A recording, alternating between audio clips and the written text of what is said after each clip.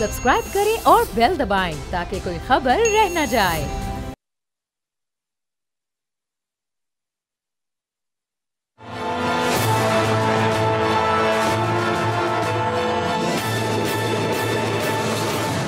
अस्सलाम वालेकुम, मैं और बाब जहांगीर। आप देख रहे हैं प्रोग्राम तज्जिया। पाकिस्तान में आबादी और रजिस्टर्ड गाड़ियों की तादाद में मुसलसल इजाफा होता जा रहा है। पाकिस्तान की कुल आबादी 25 करोड़ तक पहुंच गई है और रजिस्टर्ड गाड़ियों की तादाद तकरीबन 3 करोड़ से भी ज़्यादा हो गई है। गाड़ियां चलाने के लिए महंगे इंपोर्टेड फ्यूल्स और दीगर इंपोर्टेड आइटम्स पर इंसार करना पड़ता है, जिसकी वजह से पाकिस्तान का इंपोर्ट बिल मुसलसल बढ़ रहा है। पाकिस्तान में गाड़ियों की बढ़ती हुई तादाद के बायस टायरों की तलब में भी इजाफा हो रहा है। खासतौर पर कारों, मोटरसाइकिलों और ट्रक्स के टायर हर वक्त मार्केट में दरकार होते हैं। पाकिस्तान में टायर दो तरह के होते हैं। एक टायर्स वो हैं जो मकामी तौर पर तैयार किए जाते हैं और दूसरे इंपोर्टेड टायर्स हैं जिनको चाइना, जापान और थाईलैंड जैसे ममालिक से इंपोर्ट किया जाता है। कंज्यूमर्स मयारी, पायदार और सस्ती कीमत वाले टायर्स को तरजीह देते हैं। इंपोर्टेड टायर्स की डिमांड ज़्यादा है क्योंकि वो आमतौर पर ज़्यादा मयारी होते हैं। चीन टायर्स की मैन्युफैक्चरिंग में इस वक्त दुनिया में सबसे आगे है। चीन की टायर्स की पैदावार 250 मिलियन से जायद हो गई है, जिसने अमेरिका को भी पीछे छोड़ दिया है। अमेरिका इस वक्त तकरीबन 228 मिलियन टायर्स मैन्युफैक्चर कर रहा है। ग्लोबल टायर्स टॉप 75 रैंकिंग में चीन की 28 और ताइवान की 5 कंपनीज शामिल हैं।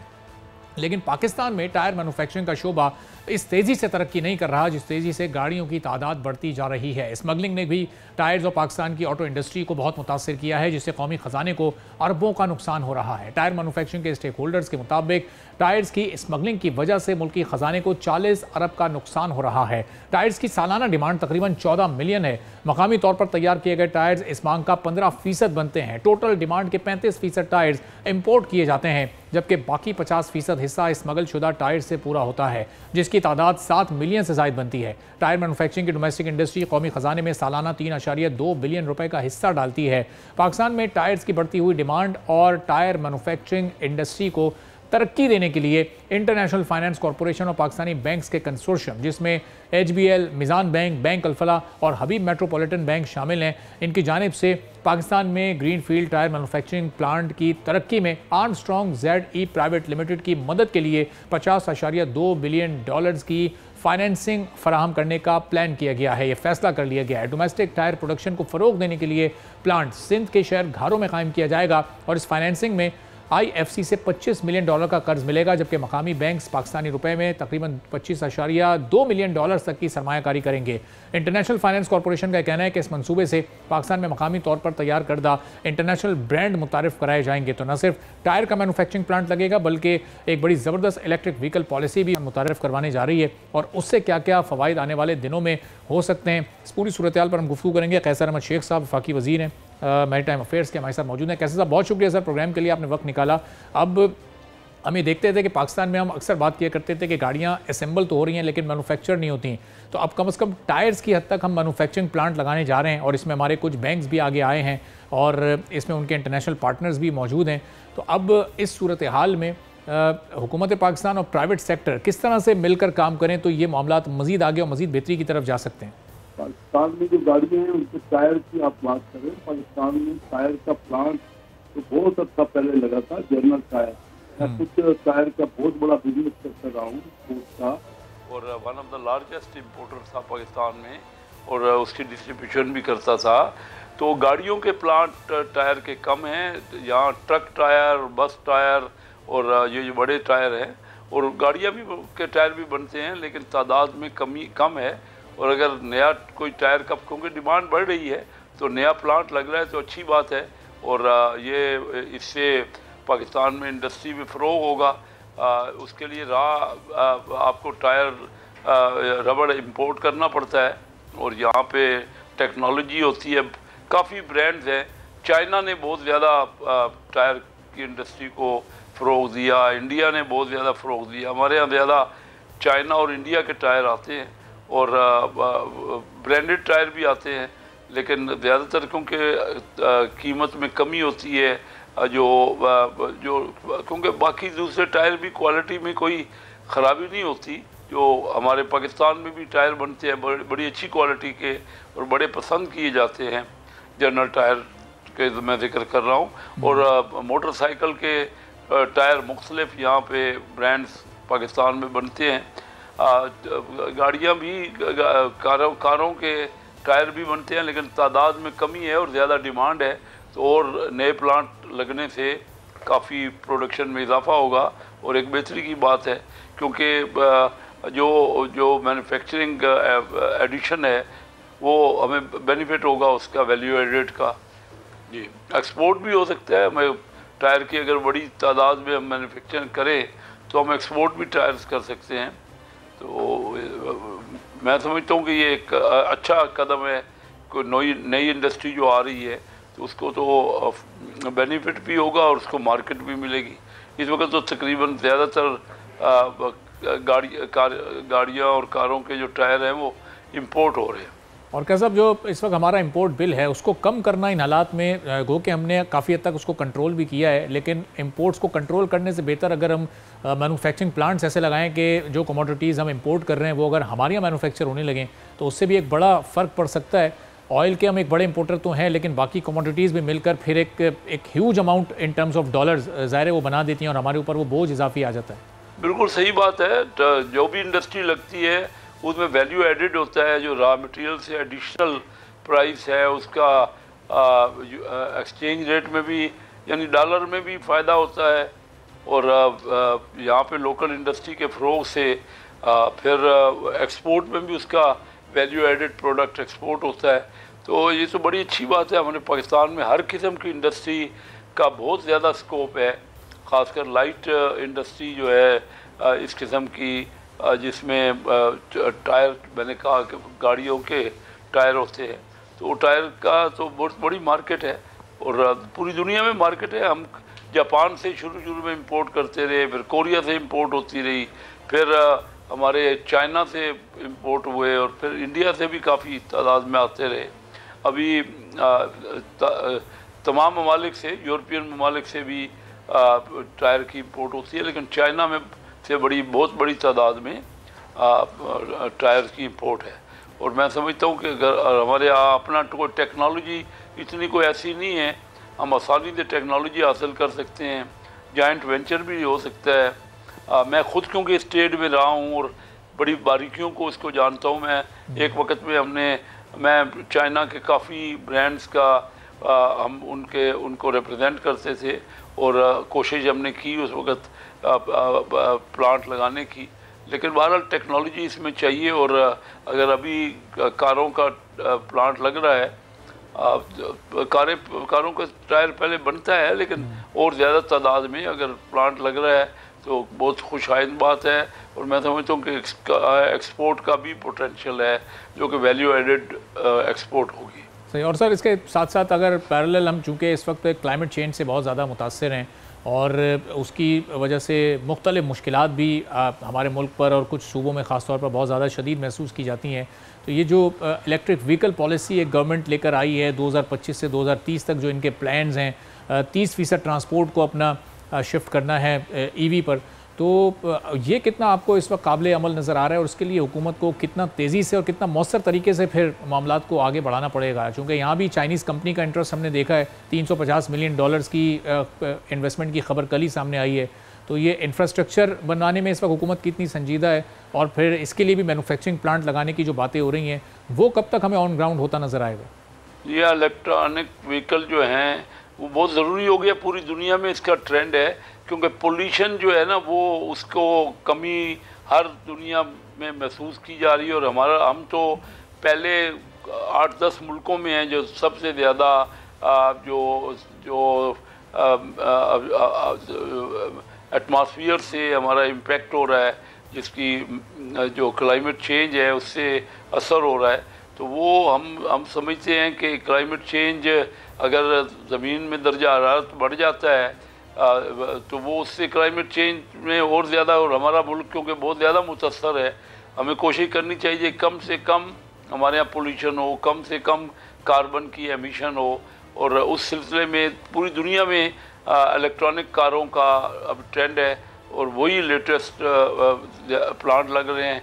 चाइना ने बड़ी जल्दी पिछले 5-7 साल में बहुत बड़ी तादाद में इलेक्ट्रिक व्हीकल्स के प्लांट लगाए हैं और वो एक्सपोर्ट कर रहे हैं बड़े अच्छे रेटों पे। उनकी जो ऑटोमोबाइल है उसके नर्ख भी कम है और पाकिस्तान में भी बड़ी पॉपुलर हुई है इलेक्ट्रॉनिक कार्स, और मैं समझता हूँ कि इससे हमारे पोल्यूशन में कमी होगी। ज़रूरत है हर जगह, अब तो ग्रीन ही टेक्नोलॉजी पे जोर दिया जा रहा है, और यही होता है कि नाइट्रोजन की जो कम से कम एमिशन हो, पेट्रोल और डीजल का इस्तेमाल कम हो, तो ये वक्त की ज़रूरत है। और हमारे यहाँ भी बड़ी तेज़ी से लोग अडाप्ट कर रहे हैं इसको।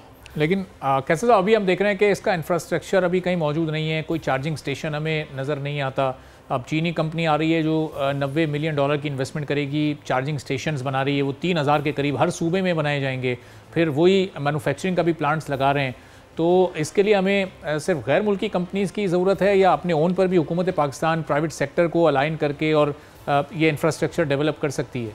देखिए, करने को तो बिल्कुल हर हमारी इंडस्ट्री जो है हम खुद कर सकते हैं, लेकिन उसके लिए टेक्नोलॉजी हमारे पास नहीं है, तो हमें टेक्नोलॉजी लेनी है। या चाइना ने तो अपने आप बड़ा तेज़ी से डेवलप की है ना वो टेक्नोलॉजी, और पहले जिस भी मुल्क में इस किस्म के प्लांट लगते हैं वो जॉइंट वेंचर होता है, वो बाहर की कंपनी यहाँ आके जॉइंट वेंचर करती है।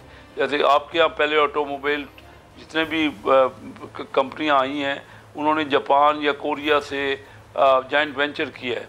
तो पोटेंशियल पॉसिबल तो है, अगर कोई पाकिस्तान में खुद इंडस्ट्रियलिस्ट या प्राइवेट सेक्टर में चाहे कि वो खुद टेक्नोलॉजी बाई कर ले और यहाँ अपना प्लांट लगाए सारा जॉइंट वेंचर की, उसके बाद इतना सरमाया हो कि वो अपने तौर पे प्लांट लगा ले, और जॉइंट वेंचर की ना तो टेक्नोलॉजी में ना ही रकम में सरमाए में उसको ज़रूरत पड़े, तो पॉसिबल है।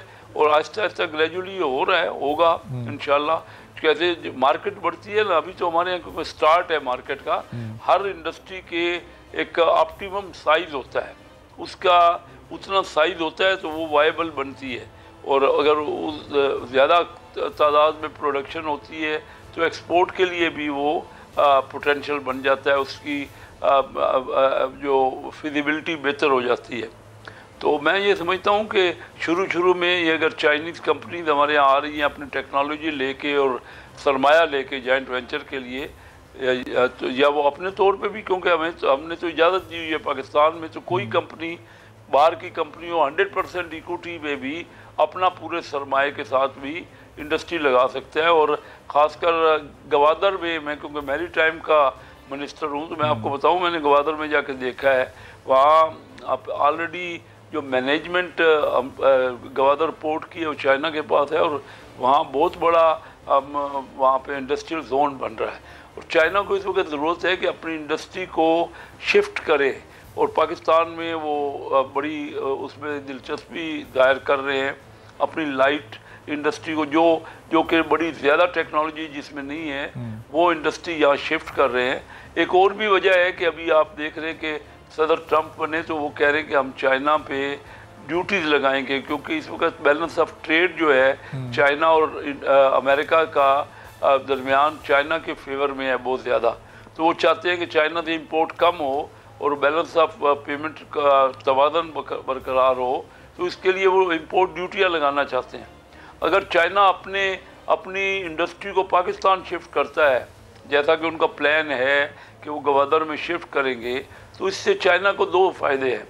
एक तो उसको यहाँ अच्छे यानी कम रेट पे ज़मीन मिलेगी, कम रेट पे उनको लेबर मिलेगी, और उसके साथ साथ बेनिफिट ये है कि वो जो ड्यूटी अगर लगाएंगे अमेरिकन चाइनीज़ प्रोडक्ट पे, तो चाइना जब पाकिस्तान से उनका माल जाएगा, उन्हीं की इंडस्ट्री होगी, वो बेशक अपनी इंडस्ट्री यहाँ लगाएं, लेकिन that will be made in Pakistan. बिल्कुल। तो मेड इन पाकिस्तान पे ड्यूटी नहीं होगी तो उनको बहुत ज़्यादा एडवांटेज होगा। चीन इस बारे में काफ़ी संजीदगी से सोच रहा है और बहुत बड़ी इंडस्ट्री को पाकिस्तान में शिफ्ट करने का प्लान कर रहे हैं। सही। और मैं समझता हूँ कि ये बड़ी वायबल बात है, और पाकिस्तान भी उनको CPEC 2 के सिलसिले में काफ़ी सपोर्ट करेगा इस सिलसिले में। सही। और ये पाकिस्तान की इकोनॉमी को ओवरऑल इससे कैसा क्या फ़ायदा होगा, मैं सवाल आपसे आगे चलकर पूछता हूँ, लेकिन एक आखिरी सवाल इलेक्ट्रिक व्हीकल से मुतालिक। जो इस वक्त डेवो एक्सप्रेस है, उन्होंने एक बड़ी लीड ली है और सऊदी पाक ग्रुप के साथ उन्होंने न सिर्फ वहाँ से इन्वेस्टमेंट मंगवाई है, 2 अरब की इन्वेस्टमेंट आई है, और 200 इस वक्त हमें कुछ ही दिनों में बसें पाकिस्तान की सड़कों पर इलेक्ट्रिक बसें दौड़ती हुई दिखाई देंगी। तो ये इस तरह की के इनिशिएटिव फिर हम दूसरे ग्रुप से भी और ख़ुद हुकूमत पाकिस्तान से भी हम तवक्को रखें कि इस तरह के इनिशिएटिव्स लिए जाएं ताकि जो ये माहौलियाती आलूदगी है उसमें भी ज़रा बेहतरी आए और हमारा इंपोर्ट बिल भी इससे कम हो सके। देखिए ना, ये तो कंपटीशन है, हर ग्रुप को चाहेगा कि ये डाइवो को, क्योंकि यहाँ पाकिस्तान की मार्केट का तजर्बा है, पहले भी उन्होंने यहाँ पे क्योंकि मोटरवे बनाई हैं और उनकी काफ़ी बसेस भी चल रही है जो लाहौर और इस्लामाबाद के दरमियान या पंजाब में और इवन कराची तक, तो उनको तजर्बा है, उनको पता है, इसलिए वो इंटरेस्ट जल्दी ले रहे हैं। और दूसरी कंपनी जैसे जैसे बिज़नेस बढ़ता है तमाम कंपनियों का इसमें इंटरेस्ट होता है, इसमें फ़ायदा उन दायवों को भी होगा जो कोरियन कंपनी है और पाकिस्तान को भी फ़ायदा पहुंचेगा। तो ये तो मैं समझता हूँ कि जो हमारी मार्केट बढ़ रही है, 24 करोड़ लोगों की मार्केट है, हमारी मार्केट में तेज़ी से अगले 15-20 साल हम समझते हैं कि कई गुना हमारी जीडीपी में इजाफा होगा। तो जैसे जैसे जीडीपी में इजाफा होता है और उसमें आमदनी बढ़ती है तो बहुत सी कंपनियां खुद ब खुद अपने बेनिफिट के लिए, तो उनको भी तो उनकी बॉटम लाइन यानी कि उनका नफ़ा होता है। पाकिस्तान में इस वक्त भी जो परसेंटेज है ना सरमाए के ऊपर, जो प्रॉफिट की परसेंटेज है बहुत ज़्यादा है और यहाँ थोड़ा सा लोग चचा रहे हैं, कोई यहाँ के उनका ख्याल है कि शायद स्टेबिलिटी नहीं है, लेकिन पाकिस्तान में जो आता है ना वो खुद मुझे नंबर ऑफ एम्बेसडर्स ने और ये जो कॉन्सुलेट है या फॉरेन के जो इन्वेस्टर आता है वो कहता है कि यहाँ हालात वो नहीं है, हम बाहर समझते थे कि हालात पाकिस्तान के ख़राब हैं, यहाँ तो परसेप्शन ख़राब है, यहाँ तो बिल्कुल ठीक ठाक है हालात और कोई हमें प्रॉब्लम नहीं है। और मैं समझता हूँ इसीलिए आप देख रहे हैं कि पाकिस्तान में स्टॉक एक्सचेंज ने किस तेज़ी से पिछले को 6-8 महीने में इजाफा हुआ है। वहाँ इंडस्ट्रियल प्रॉफिट क्योंकि बढ़ रहे हैं, हमारे यहाँ इंटरेस्ट के रेट कम हो रहे हैं, जो मार्कअप रेट और पॉलिसी रेट कम हो रहा है, महंगाई कम हो रही है, तो उसकी वजह से जो प्रॉफिट हो रहा है वो रियल प्रॉफिट काफ़ी बढ़ रहा है। यानी जो गैप है प्रॉफिट का और इंटरेस्ट के कम होने की वजह से हमारा गैप की, और तमाम पाकिस्तान की करेंसी कोई 1.5 साल से बिल्कुल स्टेबल है डॉलर के मुकाबले में, तो जो भी नफ़ा हो रहा है वो डॉलर टर्म्स में हो रहा है ना। अगर पाकिस्तान में नफ़ा हो रहा है और पाकिस्तान और डॉलर की करेंसी बिल्कुल कोई तब्दीली नहीं आ रही, तो उतने ही परसेंटेज डॉलर में नफ़ा हो रहा है और डॉलर में इतना नफ़ा दुनिया में नहीं है जितना कि हमारे यहाँ इस वक्त मार्केट में नफ़ा है। इसीलिए लोगों का काफ़ी इंटरेस्ट है पाकिस्तान में इन्वेस्टमेंट करने का और पाकिस्तान की मार्केट में हिस्सा लेने का, और एक स्कोप है क्योंकि इस वक्त जो ग्रोथ है, ग्रोथ एशिया में हो रही है और एशिया में आप देख रहे हैं कि चाइना, इंडिया, बांग्लादेश ने बहुत फैंटास्टिक ग्रोथ की है पिछले 10-15 सालों में।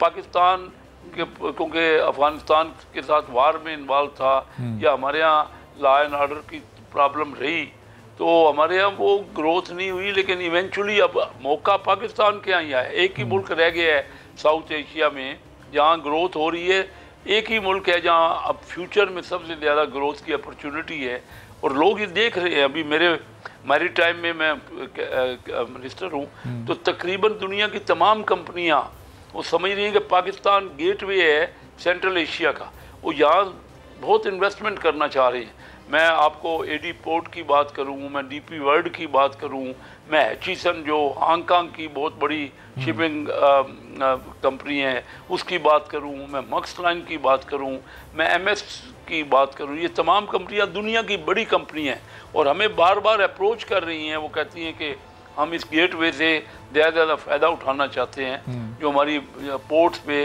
क्योंकि अभी रिसेंटली बड़े जहाज़ आने शुरू हो गए हैं। 20-20 हज़ार कंटेनर के जहाज़, पहले 4-5 हज़ार कंटेनर का जहाज़ आता था, उससे फ्रेट कास्ट ज़्यादा होती थी। अब 20 हज़ार कंटेनर का अगर जहाज़ आएगा तो कास्ट उसकी फ्रेट की कम है और वो सबसे ज़्यादा वाइबल है। यानी रशिया से माल भी अपने सेंट्रल एशिया में बाय रोड जाएगा तो उसकी निस्बत भी हमारी कास्ट कम लगेगी। और इसी तरह रिसेंटली मलेशिया के वज़ीर आज़म आए तो उन्होंने ये कहा, हमें आके ये कहा कि हम अपना तमाम पाम ऑयल जो है वो आपके थ्रू सेंट्रल एशिया में भेजना चाहते हैं। अच्छा। तो सेंट्रल एशिया के मुल्कों ने पिछले दिनों में, पिछले चंद सालों में बहुत तरक्की की है, उनके यहाँ डिमांड बढ़ी है हर चीज़ की, और वो पाकिस्तान ही एक वाहिद रास्ता है जहाँ से वो सेंट्रल, क्योंकि वो लैंड लॉक कंट्रीज है, तो सबसे बेहतर टर्म्स पे पाकिस्तान से माल जा सकता है। हमें अपने इन मौके से फ़ायदा उठाना है और मिलजुल के हमने उनसे समझौता करना है। ये तमाम कंपनियां पाकिस्तान में इन्वेस्टमेंट करने में बहुत ज़्यादा ईगर है और इंटरेस्ट है।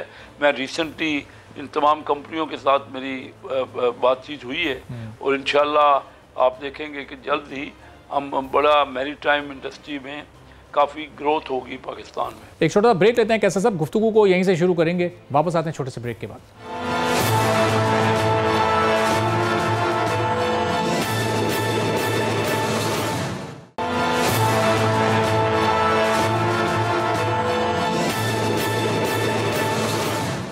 एक बार फिर प्रोग्राम में आपको खुशामदीद कहेंगे। मैरीटाइम अफेयर्स के मिनिस्टर कैसर अहमद शेख साहब हमारे साथ मौजूद हैं। तो कैसर साहब, मैरीटाइम में तो वैसे भी बहुत ज़्यादा पोटेंशियल है, हम अपने पोर्ट्स को सही तौर पर नहीं इस्तेमाल कर पा रहे। फिर जो गवादर पोर्ट के करीब अभी इंडस्ट्रियल जोन की अहमियत पर आपने जो हाईलाइट किया जिस तरह से उस मामले को, तो IMF के प्रोग्राम में रहते हुए हमारे लिए ये कैसे मुमकिन हो सकेगा, चूँकि स्पेशल इकनॉमिक जोन्स को मुराद देने पर हम पर उस प्रोग्राम में रहते हुए थोड़ी सी लिमिटेशंस हैं, तो हम वहाँ पर वो फ़ायदा चाइना को या दीगर ममालिक को कैसे प्रोवाइड कर सकेंगे। और फिर हम इसके बाद इस पर भी आते हैं कि जो बड़े बड़े ममालिक और की कंपनीज़ के नाम आपने बताए जो पाकिस्तान में इन्वेस्ट करने में दिलचस्पी रखती हैं। अभी हम पिछले 24 साल के फिगर्स उठाएं तो सालाना कोई 2 या ढाई अरब डॉलर पाकिस्तान में FDI आ रही है, डायरेक्ट फॉरेन डायरेक्ट इन्वेस्टमेंट आ रही है।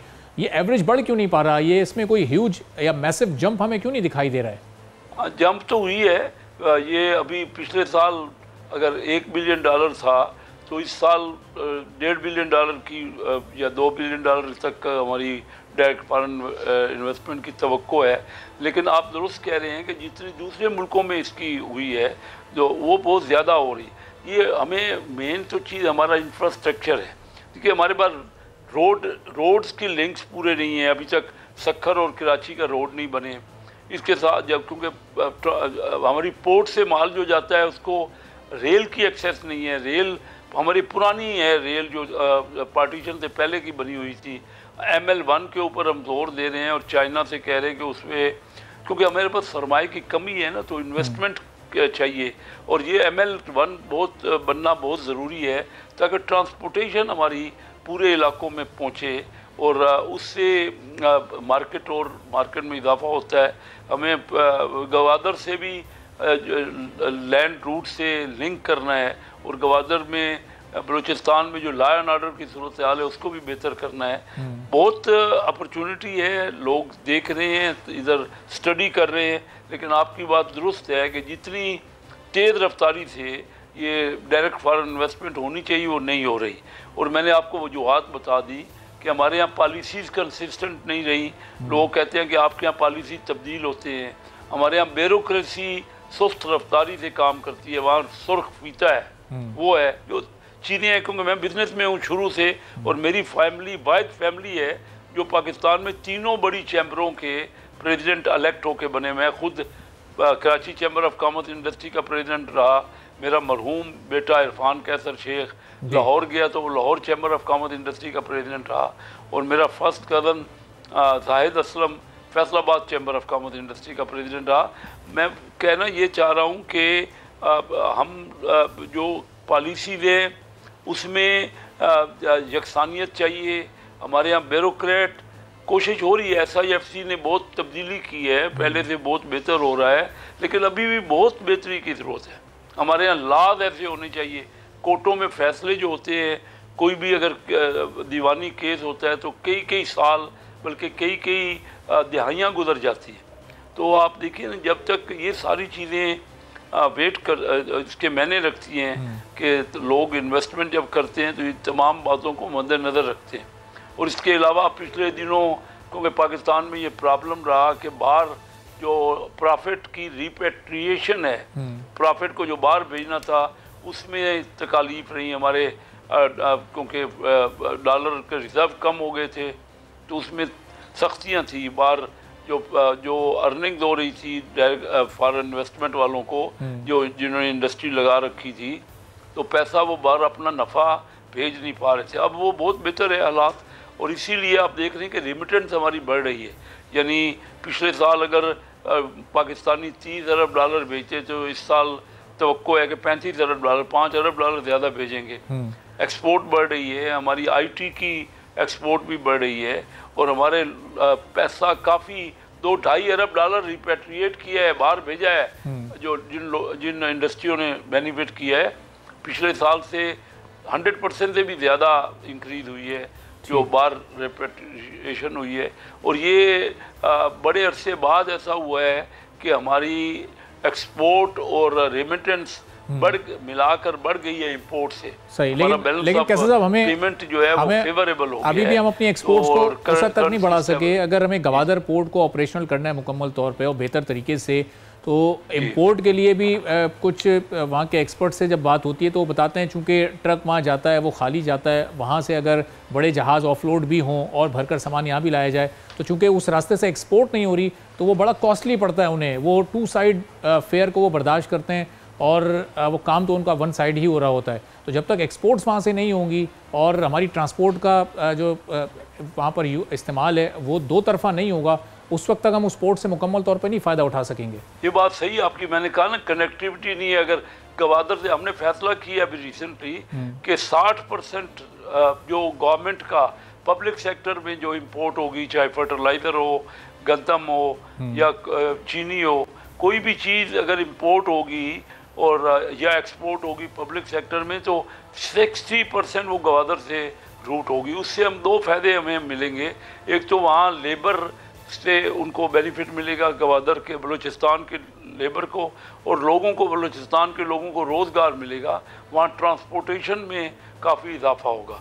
लेकिन ये आप दुरुस्त कह रहे हैं कि क्योंकि एक साइड पे अगर कोई माल आता है तो 1 साइड आता है, वापसी में उसको कार्गो नहीं मिलता, इससे फ्रेट बढ़ जाता है।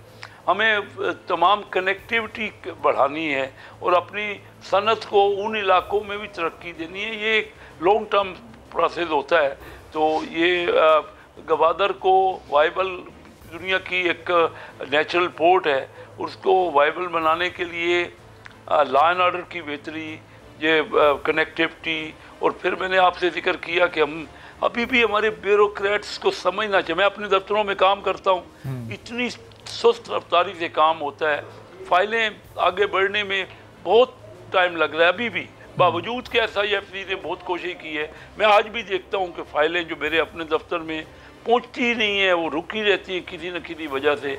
तो ये हमें ख़त्म करना पड़ेगा। दुनिया बहुत तेज़ रफ्तारी से आगे बढ़ रही है और एक्सपोर्ट के लिए, और फिर हमें अपने लीगल मैटर्स को भी ऐसा करना पड़ेगा जिससे दुनिया को सेटिस्फेक्शन हो कि उनका अगर कोई ऐसा प्रॉब्लम होता है तो बाहर वाला इन्वेस्टर है उसको जल्दी इंसाफ मिले और उनको उसका बेनिफिट हासिल हो।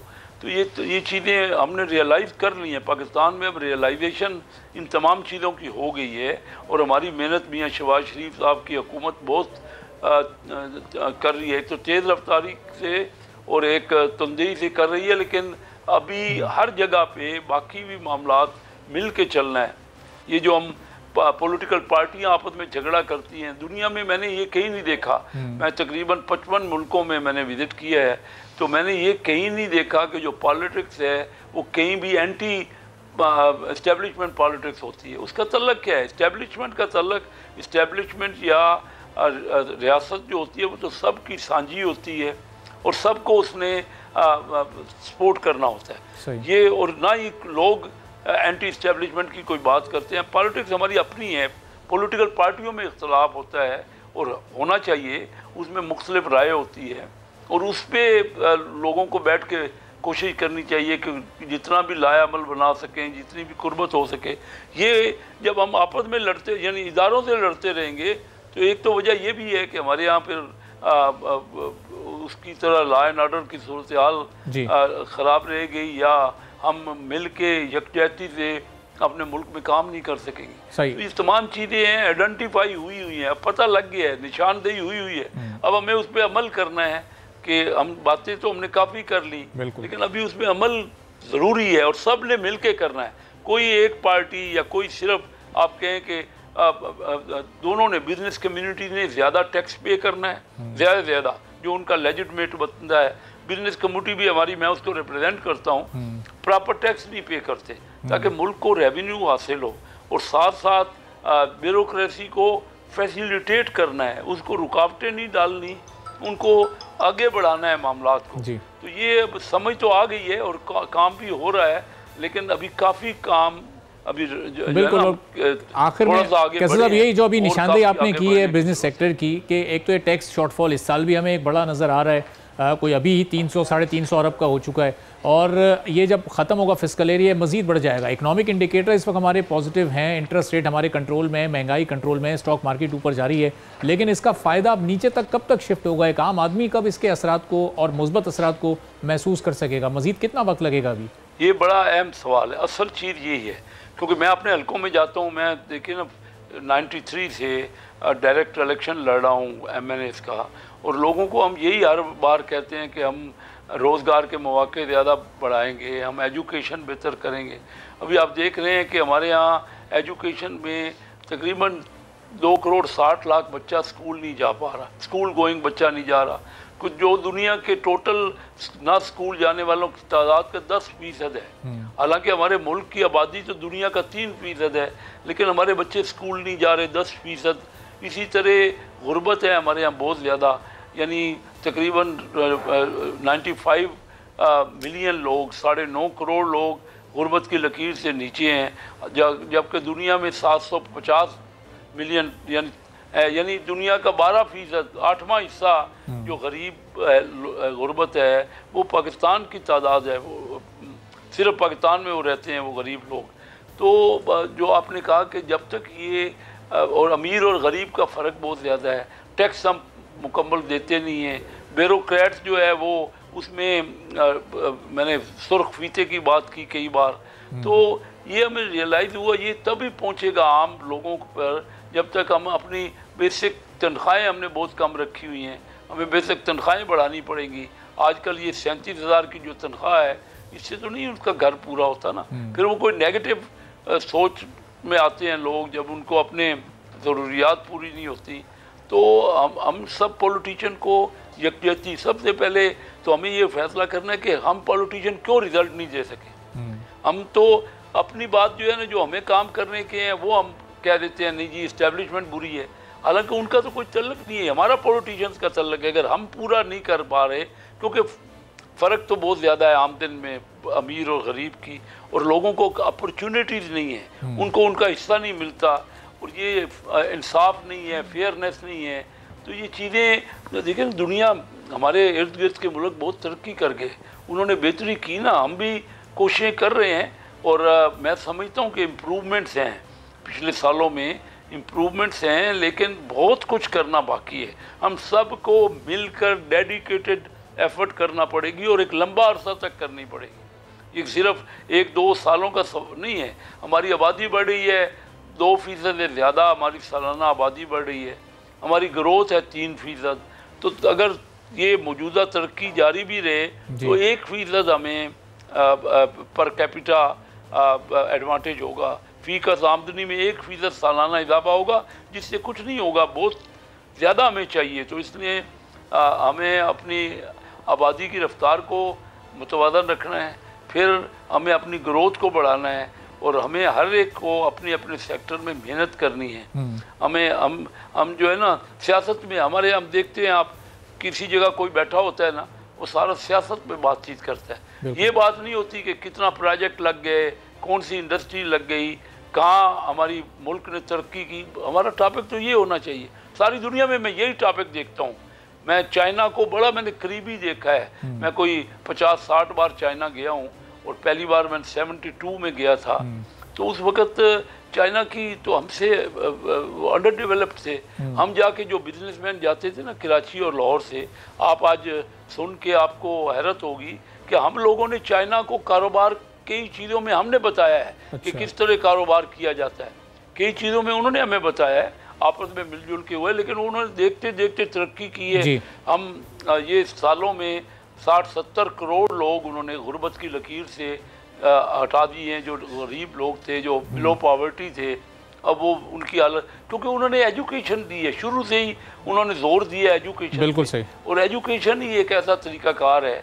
मैं आपको बताता हूँ कि ये IT की जो यूनिवर्सिटी हैं, मैं खुद कोई पिछले 35 साल से, ठीक है, हमारी जो फास्ट नेशनल यूनिवर्सिटी है IT की, जो आगा हसन आबदी साहब ने एंडोमेंट दे के बनाई, और उसके बाद डॉक्टर महबूब हक साहब उसके सदर रहे, आजकल वसीम सज्जाद साहब उसके सदर है। वो 5 शहरों में है, कराची, लाहौर, इस्लामाबाद, पेशावर, और हमने 5वां चनियोट में उसका सबसे बड़ा कैंपस बना है। अच्छा। तो जो मैं अपने इलाके में देखता हूँ, जो बच्चा, लड़के या लड़की, क्योंकि हमने वहाँ उनके हॉस्टल भी बनाए हैं, बहुत अच्छी, तो जो वहाँ पढ़ रहा है वो तो बहुत अच्छी उसको जॉब मिल रही हैं। बिल्कुल। और कैसे साहब हम कोशिश करेंगे कि ये चूंकि वक्त की थोड़ी कमी है, तो अगली नशिस्त में जो आप तालीम की अहमियत पर इस वक्त बड़ा जोर दे रहे हैं, और इस न सिर्फ इस यूनिवर्सिटी से मुतालिक बल्कि जो दीगर यूनिवर्सिटीज़ हैं उनसे मुतालिक भी हम आपके साथ किसी अगली नशिस्त में तफसीली तौर पर बात करेंगे। बहुत बहुत शुक्रिया। कैसर अहमद शेख, वफाकी वज़ीर मैरीटाइम अफेयर्स, हमारे साथ मौजूद थे। गुफ्तगू नाज़रीन आपने सुनी। इसी के साथ आज के प्रोग्राम से इजाज़त दीजिए। अल्लाह हाफ़िज़।